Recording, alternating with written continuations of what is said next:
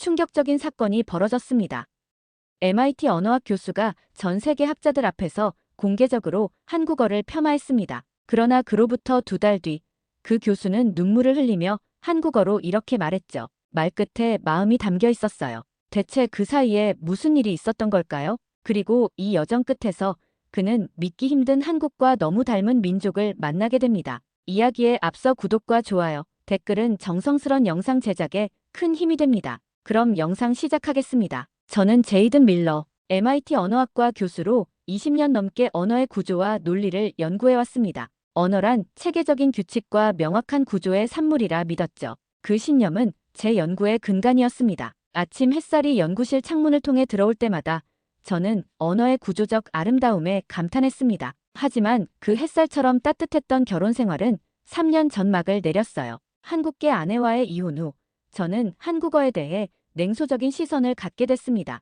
한국어는 비과학적이야. 주관적이고 돌려 말하는 문화는 비합리적이지. 책상 위 사진틀에는 15살 딸 소피아의 웃는 모습이 담겨 있었습니다. 소피아는 한국 문화에 깊은 관심을 보였죠. 특히 한국 드라마를 좋아했어요. 한 번은 그 사실을 알고 비웃었던 기억이 있습니다. 소피아의 상처받은 표정이 아직도 선명해요. 아빠는 사람 마음을 모르는 것 같아. 딸의 그 말이 가슴에 박혔습니다. 정말 제가 감정을 모르는 사람이 된 걸까요? 그래도 저는 학문적 엄격함을 포기할 수 없었어요. 며칠 전 MIT 학회에서 제 논문 언어는 구조이지 감정이 아니다를 발표했습니다. 발표장은 가득 찼지만 질문 시간에 아시아계 동료 교수가 날카롭게 지적했어요. 밀러 교수님, 언어는 감정을 조직하는 틀입니다. 특히 한국어 같은 고맥락 문화권 언어를 무시하면 언어의 본질을 놓치는 겁니다. 그 순간 청중의 시선이 저에게 꽂혔습니다. 목이 타들어가는 듯 했지만 차갑게 대응했죠. 감정은 주관적 영역입니다. 학문적 언어학에 끌어들일 수 없어요. 그렇게 말했지만 깊은 곳에서 의문이 일었습니다. 정말 그럴까? 언어에 감정이 없다면 왜 같은 의미도 다르게 느껴질까? 이런 생각을 하며 집으로 돌아왔을 때 소피아가 현관에서 기다리고 있었어요. 아빠, 아까 전화했잖아. 응답도 없고. 소피아의 목소리에는 서운함이 묻어 있었습니다. 저는 무표정하게 대답했죠. 바빴어. 짧은 대화 후 각자의 방으로 향했습니다. 문을 닫는 순간 소피아의 한숨 소리가 들렸어요. 그 소리가 마음 한구석을 찌르는데 언어의 구조만으로는 설명할 수 없는 깊은 아픔이었습니다. 연구실에서 커피를 마시며 논문을 검토하고 있을 때 동료 교수 리차드가 들어왔습니다. 그는 신난 표정으로 말했어요. 제이든, 좋은 소식이야. 라오스 북부 라후족 언어조사 프로젝트에 너를 추천했어. 저는 관심 없다는 듯 고개를 들었습니다. 리차드는 계속해서 설명했죠. 라후족은 독특한 언어 구조를 가졌대. 특히 흥미로운 건 한국과 비슷한 정서 구조를 보인다는 소문이야. 커피잔을 내려놓으며 비웃듯 말했습니다. 한국, 감정적이기만 한 언어랑 비슷하다고. 웃기는 소리군. 난 그저 데이터만 수집하고 돌아올 거야. 리차드는 실망한 표정을 감추지 못했어요. 하지만 저는 이미 마음을 정했습니다. 이건 그저 학술적 의무에 불과했죠. 한국과 비슷하다는 소문은 그냥 미신에 가까운 말이라고 생각했어요. 라후족이든 한국이든 감정 따위로 언어를 설명할 수는 없어. 출발 전날 밤 짐을 싸면서 이런 생각들로 스스로를 다독였습니다. 소피아가 조용히 문을 열고 들어왔어요. 아빠, 이거 가져가세요. 한국 드라마 OST예요. 심심할 때 들어봐요. USB를 내밀며 수줍게 웃는 소피아를 보며 가슴이 아팠습니다. 하지만 무뚝뚝하게 받아들었죠. 고마워. 다음 날 아침 공항에서 소피아가 마지막으로 건넨 말이 귓가에 맴돌았어요. 아빠, 말투에 마음이 담길 수도 있어. 나중에 알게 될지도 몰라. 대답 없이 탑승구로 향했지만 그 말이 가슴 어딘가에 작은 파문을 일으켰습니다. 비행기에 올라 창밖만 바라보며 생각했어요. 왜 이렇게 공허할까? 세계적인 언어학자로 인정받고 있는데 왜 이토록 공허한 기분이 드는 걸까요? 라오스행 비행기 안에서 연구자료만 들여다보았습니다. 주변 승객들의 설렘과 달리 저는 그저 의무적인 여정이라고 생각했어요. 하지만 소피아의 USB가 가방 속에서 묵직하게 느껴졌습니다. 라오스 북부 산악지대의 습한 공기가 피부에 달라붙었습니다. 지프차를 타고 울퉁불퉁한 산길을 오르는 내내 흔들림에 속이 울렁거렸어요. 가이드 폴은 끊임없이 라후족에 대해 설명했지만 저는 반쯤 귀를 닫은 채 창밖의 풍경만 바라봤습니다. 곧 마을에 도착할 거예요, 교수님. 고도 2000m가 넘는 산속 안개에 휩싸인 마을이 모습을 드러냈습니다. 흙으로 지은 집들, 나무로 얼기설기 엮은 우물, 그리고 아이들의 웃음소리가 들렸어요. 지프에서 내리자마자 아이들이 몰려왔습니다. 어서 오세요. 처음 들은 라후족 언어였습니다. 그런데 이상하게도 그 억양이 어딘가 익숙했어요. 말끝이 살짝 올라가는 억양, 그 감정을 담은 듯한 말투가 가슴을 간지렸습니다. 마을 장로가 저를 맞이했어요. 노인의 주름진 얼굴에는 따뜻한 미소가 번졌습니다. 통역사를 통해 인사를 나누었죠. 밀러 교수님, 우리 마을에 오신 것을 환영합니다. 편안히 계시다 가세요. 그 말투, 그 억양이 또다시 저를 혼란스럽게 했어요. 마치 전 아내가 처음 만났을 때 건넨 인사와 비슷했습니다. 감정이 배어있는 말투, 상대를 생각하는 따뜻함이 느껴지는 말투였죠. 숙소에 짐을 풀고 곧바로 언어 샘플 채집을 시작했습니다.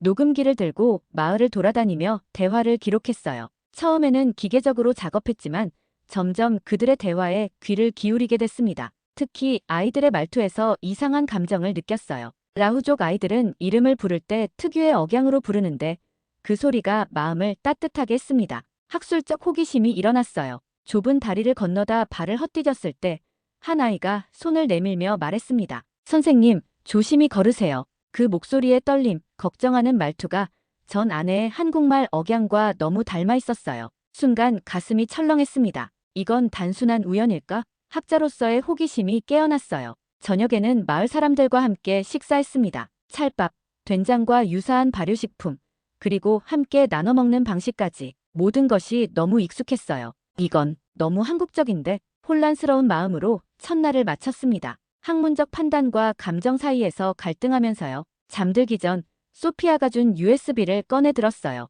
하지만 결국 다시 가방에 넣었습니다. 아직은 아니었어요. 아직은 그 감정의 세계로 들어갈 준비가 되지 않았습니다. 아침 일찍 일어나 녹음한 대화를 분석하기 시작했습니다.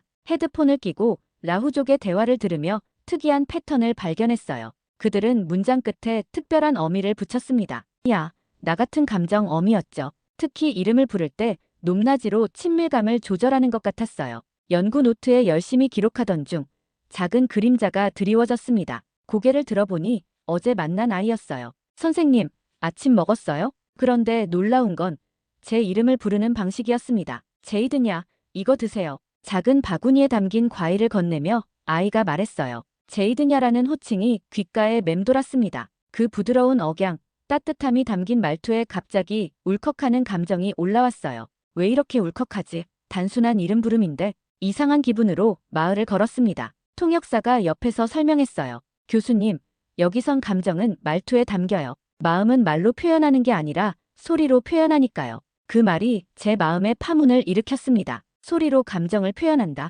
이건 제가 지금까지 부정해온 개념이었어요. 언어학자로서 호기심이 일어났지만 동시에 불안했습니다. 내가 믿어온 학문적 체계가 흔들리는 것 같았어요. 그날 오후, 아이들이 노래하는 모습을 관찰했습니다. 그들은 원을 그리며 노래했는데 그 멜로디가 어딘가 익숙했어요. 통역사에게 물었죠. 이 노래, 무슨 내용인가요? 조상을 기리는 노래예요. 우리는 북쪽에서 왔다. 눈을 따라 내려왔다는 내용이에요. 심장이 빠르게 뛰기 시작했습니다. 북쪽에서 왔다고, 눈을 따라. 이건 우연일까요? 머릿속에서 수많은 생각이 교차했어요. 학자로서의 냉정함보다 인간적인 호기심이 앞서기 시작했습니다. 저녁이 되자 마을 사람들이 모여 이야기를 나누었어요. 그들의 대화를 녹음하며 귀 기울였습니다. 특히 연장자들의 말투에서 특별한 패턴을 발견했어요. 존경을 표현하는 특별한 어미, 친밀감을 나타내는 억양, 그리고 무엇보다 정서를 담아내는 말의 떨림까지 노트북을 펴고 분석을 시작했습니다. 흥미진진한 발견이 연이어 나왔어요. 라후족의 언어에는 분명 감정 구조가 존재했습니다. 그리고 그것은 제가 알던 한국어의 정서 구조와 놀랍도록 닮아 있었죠. 밤늦게까지 연구하다 문득 소피아가 생각났어요. 휴대폰을 꺼내 짧은 메시지를 보냈습니다. 보고 싶어, 미안해. 보내고 나서야 깨달았어요. 제가 감정을 담아 메시지를 보냈다는 것을요. 마을에 온 지 일주일째 되는 날, 특별한 의식이 있다고 했습니다. 아침부터 마을 사람들이 분주히 움직였어요. 중앙광장에 큰 제단을 차리고 음식을 준비했습니다. 오늘은 무슨 날인가요?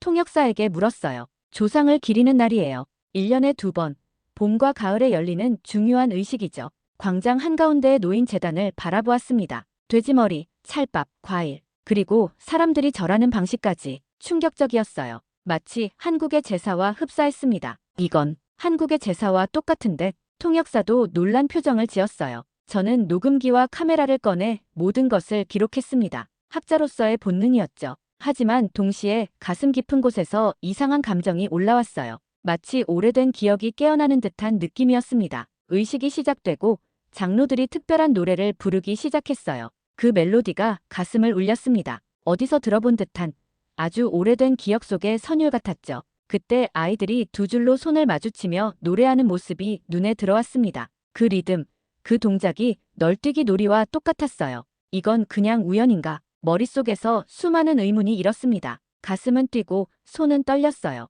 학자로서의 차가운 분석보다 인간적인 감정이 앞섰습니다. 의식이 끝나고 장로와 이야기할 기회가 있었어요. 떨리는 마음으로 물었습니다. 당신들의 조상은 어디서 왔나요? 장로의 대답이 가슴을 울렸습니다. 우리 조상은 북쪽에서 눈을 따라 내려왔습니다. 지금도 눈 내리는 꿈을 꿔요. 그날 밤 숙소로 돌아와 소피아가 준 USB를 꺼냈습니다. 한국 드라마 OST를 들으며 눈물이 흘렀어요. 왜 그랬는지는 저도 모르겠습니다. 그저 가슴 깊은 곳에서 오래된 정서가 깨어난 것 같았어요. 아내와 헤어진 후 처음으로 한국어의 아름다움을 느꼈습니다. 그리고 그것이 단순한 구조가 아닌 깊은 감정의 흐름이라는 것을 깨달았어요. 라후족 마을에서의 시간이 흐르면서 저는 점점 변화하고 있었습니다. 아침마다 아이들과 인사를 나누고 노인들의 이야기를 경청했어요. 그들의 언어, 특히 억양에 담긴 감정의 결을 느끼기 시작했습니다. 연구 노트는 점점 학술적 분석보다 감정적 기록으로 채워졌어요.